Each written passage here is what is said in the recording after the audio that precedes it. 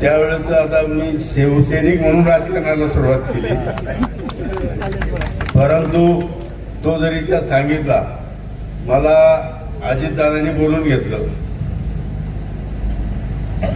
आणि त्यावेळेस आमदारकी लागली होती. दांगड साहेब आमचे आमदार होते तेव्हा.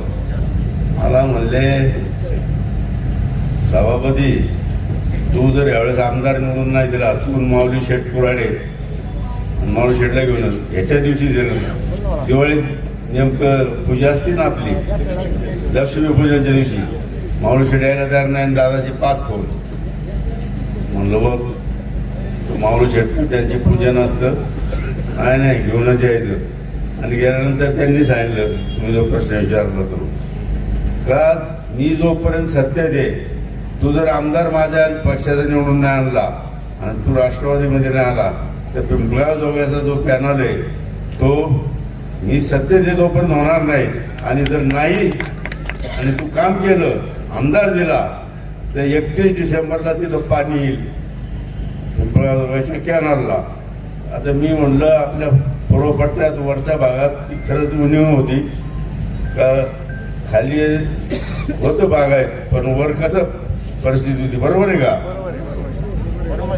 मी म्हणलं चला आता आपल्या शेतकऱ्यांसाठी, आपल्या जवळच्या लोकांसाठी तो प्रश्न सुटल. आणि खरंच एक तेवढं काम केलं दादानी. मला 30 तारखेलाच फोन आला, म्हणलं इथं कॅनलवर इतक्या महिला मंडळी आहेत, सगळं पूजन जलपूजन चाललंय, धन्यवाद दादा. म्हणून तुम्हाला मी सांगतो, त्यावेळेस मी होतो सेनेत आणि ह्या कारणासाठी आलो मी इकडं. आणि आता परत